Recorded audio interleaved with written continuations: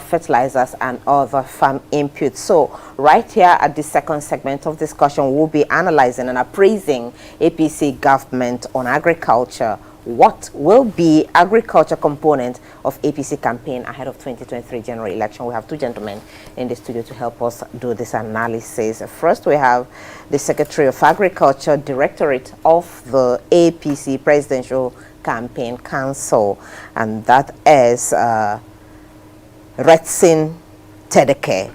He's also the National Coordinator of Asiwaju Farmers Forum. Retsin, thank you for joining us and welcome to the studio. It's nice being in your presence. All right. Also joining us is the National Secretary North Asiwaju Farmers Forum, Malam Abdullahi Sanchi. He's also here. Thank you very much for hosting us. All right. Thank you so much for coming. I think I will start with Malam Sanchi here. The component of agriculture, you know, to the presidential campaign ahead of 2023 election, a lot of people would worry about that because, again, we know that a lot of farmers, you know, have been left out of their farms because of insecurity, and several areas have also, you know, had less food production because of that. However, you know, there seems to be a go back to agenda to agriculture for the 2023 campaign election. Tell us about that, and if these challenges will not still come to that fore. We would not say there are no challenges. Yes, there are challenges, and that is why we are here. Because I think this is the first time we'll be having a Directorate of Agriculture.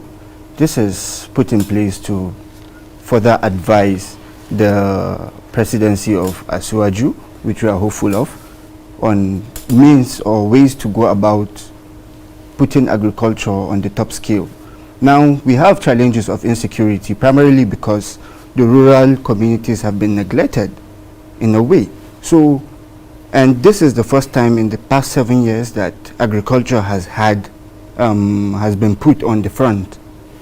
So we are not disputing the fact that there are no challenges. Yes, there are challenges, and this government has done pretty well at solving those challenges, but then there needs to be rural integration, and that is why we are here. We are farmers, and we were brought into the system so that we can put things right. Now, the issue of insecurity in our rural areas that constitute about 60% of Nigeria's population is primarily because agriculture, there has been a long-term neglect of agriculture. Now, if we can put agriculture in the front, fund it better using infrastructure on the basis of soft and hard infrastructure. Soft infrastructure, we can put it in the sense of policies, funding and what have you. Then on the hard infrastructure, our farms need roads, we need dams, we need a whole lot of basic amenities for the agriculture in rural areas to fester. So now we can solve insecurity, and the easiest way to solve insecurity is not by the guns. It's not by the guns. When you engage people, agriculture, it is the fastest way to engage people, to employ people, because it is the only sector so far that can employ more than 10 million people annually. So there is this potential, and we were brought in to tap into that potential to further advise on how these things can be done. So that's it. All right, speaking truth to power now, I'm happy that both of you are farmers. So that means he who wears the shoe knows exactly where it pinches. So we do know that the administration actually put agriculture at the front burner during this period. But what were the challenges you faced? Now we're seeing flood ravaging, you know, most farms in the country, particularly in Benue and some other states that are experiencing flooding at the moment. And farmers' herders clash was also said to have been, you know, aggravated by the fact that most herders are moving down south looking for pasture, green pasture for their, herds. So these are some of the issues. But beyond this, were there other farm inputs that farmers were not able to access during this period that you think going forward, the new administration, if Asiwaju becomes the president, needs to address head on? Okay, I think one of the key area of challenge for the Nigerian farmer has always been access to fund and the challenge of basic rural infrastructure. You see, we were a nation of farmers. Almost all of us were farmers, and even today most of us are still farmers. Now, when you lose focus of what is most essential in your growth and national development, you're always going to be grappling in the sun, in the dark, and looking for what can work. I'm going to look at them in 3 phases. One, you talk about the herders farmers issue. The herder is a farmer. The crop farmer is a farmer. Now, when you had the challenges we had with the lake shard drying up, what you were supposed to do as a country was to initiate a 50 years plan and say, okay, over the next 50 years, we want to recharge the lake shard. But we're not going to go cap in hand and start begging the international community and saying, I beg, borrow us money, we want to recharge the lake shard. No. What you do is to evolve a massive, what I call ecological re-energizing plan, like what was done in China when they started having the problem of flood. What did they do? They went on a massive program to plant about 10 billion trees, and they have achieved about half of that already. So if you begin to plant trees in the north, for example, you can solve part of that problem, revegetate the entire northern phase, so that they wouldn't have to be going to the south. Now, if you look at the way animals migrate and you look at the way man migrate, we are one and the same thing. Everybody won't go Lagos. Why? Because Lagos seems to be working. So whether you are in the east, the south, not anywhere you want to go to Lagos. It's the same thing with animal. During the dry season, right, when you don't have, when the north gets really dry, everybody wants to go to the south. And so one of the things where the Agbado, the Asiwaju Agbado thought, what is put on the table is that, look, we can create a north-central corridor. And that north-central corridor, when animals are coming from the corner, there's a place they can stay. It's, you know, when we talked about importing grass from Brazil, it was in that context. Now look, if we have the grass that can grow within a period of, let's say, within 2-3 weeks, or within a month. I grew Ruzi grass in Nasarawa State. We have the largest community farm project in this country today, just right here in Nasarawa State. The VP visited some time ago. The Ruzi grass can be ready within a period of 2-3 months. And then it can keep growing for the next 60 years. So imagine if you have a belt in the North Central, where if the cows are coming in, you're able to warehouse them, know their number, there are accommodations, you have schools, you have hospital, you have rural clinic, your basic infrastructure that can accommodate them so that they don't have to go to the south. And so what you do with the south is to bring in what I call hay-making plants. In the north, you go to the south, you harvest grass because the vegetation in the south is good all year round. I'm an Yoruba man, so I can give you that insight. So you bring grass, prepare them, bring them in, and feed them through the north central corridor. That is with regards to the herdsmen crisis. And then when you look at other challenges, like I said, the issue of funding. In one of the Asiwaju colloquium, one of the things talked about is access to credit for small business Nigeria. It is insane that today, lending to the agricultural sector is still above 5%. Now, your lending to the agricultural sector should not be treated as a turnover business. And that is why almost 80% of all farms collapse within 2 or 3 years from starting. The reason is, how can you give a man that is planted, that needs infrastructure, that needs things in place, you give him a funding at 10% or more, and you want him, in most cases, farmers in Nigeria provide their own road. They provide their own water. They provide their own, to take care of their own stuff, and so on and so forth. Whereas the guys that advise you at the World Bank, who tell you that government has no business in agriculture, provide subsidies for all of their farmers in the US, in Europe, and all over Asia, including China. So funding has been a challenge, and which is one of the things that the Asiwaju campaign, when you talked about the Agbado Cassava economy, is talking about the fact that how do we ensure that Nigerians from all over the country have access to what is needed to be able to fund the agricultural capacity or ability in their rural area, so that if they have access to credit, cheap credit, not turnover credit or run by the commercial structure, or CBN putting conditions on them to be able to go and get collateral to collateralize some of these challenges, what will change? If you look at the foundation President Buhari created with regards to agriculture, is push us towards what we have. Nigeria have a lot of land. In short, over 60 million arable hectares of land. Our population is 200 million people, with an average age of about 19 years old. There is no shame or no fear in utilizing what you have to grow your country. There was a time in Israel where they built farm estate like we did in Nasarawa to take care of the interest of the Israeli people. In Egypt, once you get to the age of 18 and you are a son and daughter of Egyptian state, you are conscripted into the army, into the armed forces immediately, so that you can have a working armed structure. The same thing that needs to begin to happen in agriculture. Why are so many of our youths coming to the city to go and seek white-collar job when the white-collar jobs are definitely not available no longer? So the policy shift, the policy moving from a foundation where agriculture is not the mainstay, like you rightly said, Buhari made it a core component of his government. Now we are moving into a phase where we now begin to look at what are the area or challenges or the area of focus that needs to now be worked on more so that Nigerians can actually see the benefit. And what are the benefits? Insecurity is not, the current insecurity we are facing, it's not just, I keep telling people, it's not a religious issue. It's an economic issue. When people are hungry and you give them 1,000 naira to go carry a gun and go and kill people, they will have no problem doing it. But when they are well fed, even if you are paying a man 1,000 naira a day and he has food to eat, and if somebody comes to meet him and tell him, bros, runs there, won't go bust that place. Sorry, I was in the creek for some time, so no mind my language. The guy will look at the fact that he's comfortable with something, he's able to take care of his family in rural Nigeria, he will not have the need. So it's a movement from the foundation that is created to solving what are the current challenges in that foundation. Okay, let me just come in here. I want to ask you a question because I hear all of the plans ahead. And let's just do a bit of backgrounding, because you are talking about, you know, this coming in if Asiwaju Bola Ahmed Tinubu wins election, and this would be the agricultural turnaround. When the president took office in 2015, he promised to diversify Nigeria's oil dominated economy to agriculture. And one of the things he did was the agricultural promotion policy, which of course ended in 2020. Now, under Obasanjo, agricultural turnover was about 133%. Under Yar'Adua, 19.1%. And under Goodluck Jonathan, 22.2%.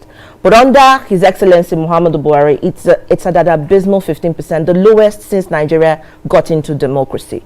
And when we hear some of the campaign, you know, literature and intrigues from His Excellency Asiwaju Bola Ahmed Tinubu, he says he wants to continue with the legacy of the president.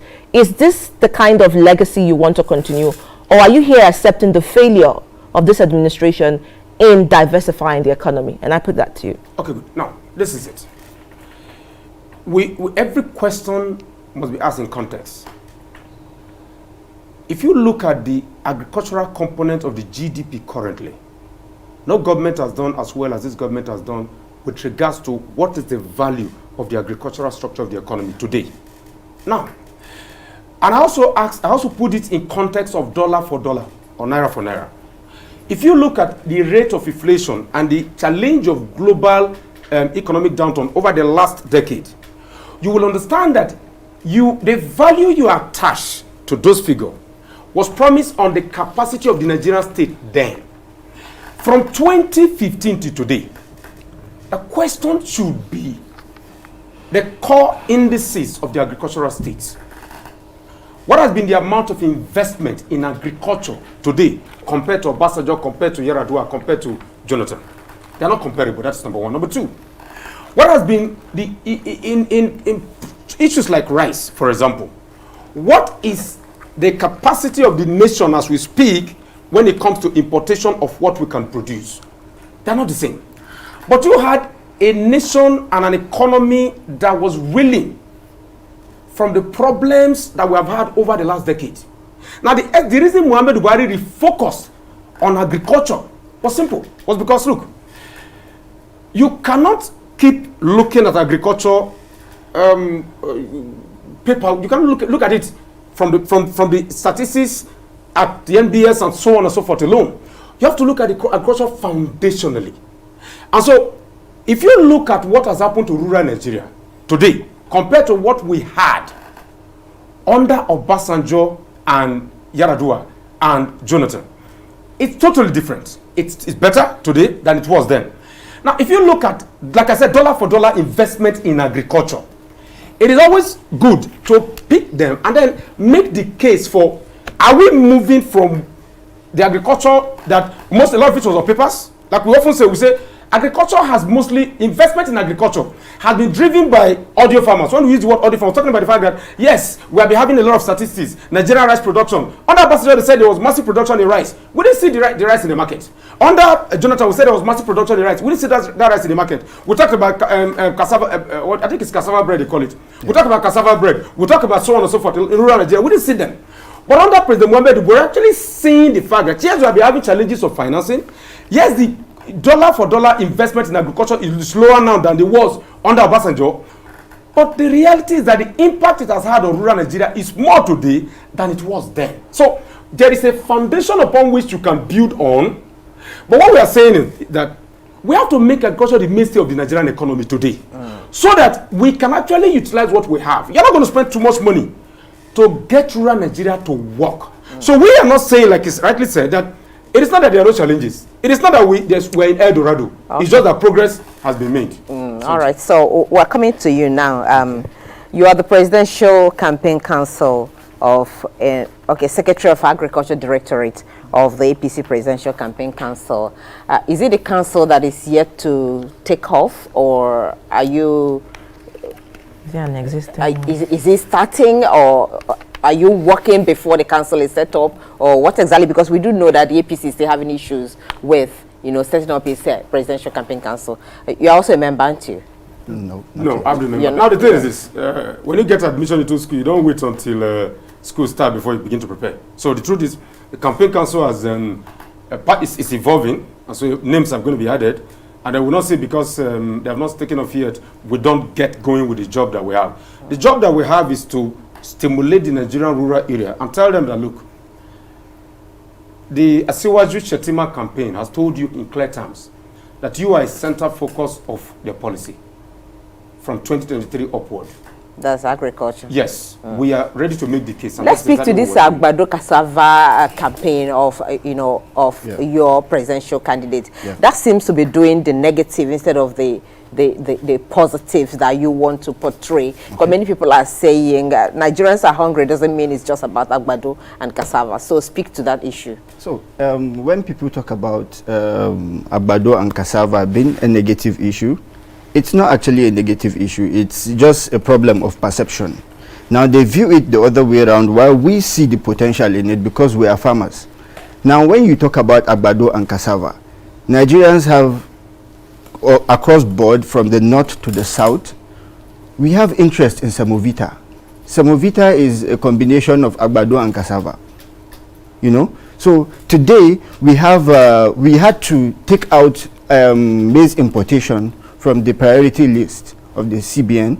So we don't fund maize importation. This was a way of encouraging local production, and now we are doing very well in that. You have companies like Olam Feeds and NASCO.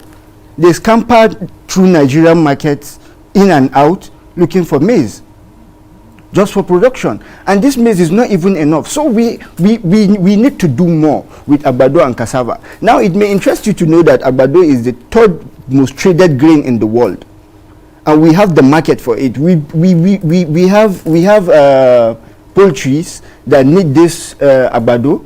We have we produce cornflakes from it, and a host of other products. So when they look at it from the view of just Agbado that you just eat as corn, or cassava that you just make anything out of, is very linear, or I would say pedestrian. It's very pedestrian. It's a pedestrian thought. So there is a way we will build on it. Agbado and cassava has the potential to drive Nigeria's economy and our foreign, our non-oil exports. Now, it may also interest you to know that within the first quarter of 2022, our non-oil export accounted for about $2.6 billion, as against that of last year, which was just about $1.6 billion. So that $1 billion increase that we had within this period in comparison was agriculture. Agriculture contributed to more than 70% of it. So the Agbado and Cassava economy is an evolving economy. Now it's so broad and wide that we are putting up a document that we are sure most definitely when we submit it, it will be adopted as a policy document that will guide the administration of Asiwaju through the agricultural development. So now, agriculture is very wide. We are not only focused on Agbado and Cassava. It is just the caption, just the phrase. So just to lead to it's just the caption, the phrase for the campaign. Now it goes as far as animal husbandry and what have you. Now going into animal husbandry, let me tell you the role Agbado and Cassava will play. Do you know that the corn stove, that is the corn stove, after removing the corn from it, the corn stove is used as feed for animals. So also the cassava peels are used. They are very rich in nutrients. So this cuts across. Okay. So it's not just about the pedestrian thought of Agbado or Cassava, or just the way people let me come to Retin, because he raised quite an interesting issue on the composition of the council, saying that you don't wait for exams to commence before you start to get ready. But then you also need to have question papers to be able to know, at least a revisional question paper, to be able to know and access the kind of exam that you're going to take. And I bring that back to the Presidential Council for the APC, which is yet to unveil. There have been a lot of conversations in the media that there is internal wrangling on those who are to emerge under the council, because some of the stakeholders and the bigwigs cannot agree with who to bring forward. And so this issue of expanding the list is just one of the conversations that are to be done. Do you think that the APC is ready in itself for the 2023 elections, going by the fact that they are a leading political party and are yet to unveil their presidential council at this time, even after the INEC data has unveiled itself? I honestly do not see that much of a problem. Like I said, even in a home, husband and wife have challenges. So I don't see why, where the fact that the list is not, the first list is up and some people say, look, we need more people to be on that list. I don't see how that is a problem. It is not a problem at all. Now, I'm just going to add a little bit to what is said. Agbado and Cassava is simply a representation of what the future holds. Now, people easily forget, and this is very telling, that the American war with Britain was based on the tax on tea. Tea. The same thing with the treaty on Laken between the UK and China, opium. And then the Chinese Revolution, a cultural and economic revolution that started in the 40s under Chairman Mao, was primarily agriculture. Now, what is the unique thing about agriculture? And I'm going to just give a perfect example. You see this Okada that are flying about, right? Okada is one of the easiest tools you can use in any rural community in Nigeria. In Thailand and in Vietnam, what they simply did was not to go after big machineries and tractors and co. What they simply did was to attach planters. And you see most of them in all these small videos. Planters, harrower, ridges to Okada. So you fabricate the Okada and then you attach those to them. And that is what they have used. All this time we're importing rice from places like Thailand. Those are some of the major production. In most of the rural area, that was one of the things that was producing hundreds of thousands of tons of rice. The technology behind the Agbado cassava is simple. Is that in the farm estates that I run in Nasarawa, just about an hour from here, and AIT has been there several times. It's an estate that has a clinic. It's an estate that has a football and sport facility. It's an estate that has a ranch with about 6,000 cattle. It's an estate that has a rice mill with about 30 tons production capacity. It's a farm estate. You have the Fulanis, you have the Hausas, you have the Robos, you have the Edos, and everybody's there. About 500 of them working in the place. Now, the Agbado and Cassava philosophies, let us look at agriculture holistically. Let us look at what more than 90% of the world's country use in developing, and they are still using today. Soya beans was what led to the crisis between the US and China one time. What was the value of that export? When China refused to take soya beans from the US, Donald Trump had to evolve a stimulus of about $60 billion to compensate the American soya beans farmers. What does that tell you? If we, for example, I always use the example of cattle. If we focus on cattle alone in the Agbado economy, the Nigerian economy can generate about $10 billion every year just from cattle. Look at what Brazil does from meat, beef. Look at what Australia does from dairy. So, Agbado and Cassava is using the language we know. It's like saying Fadama.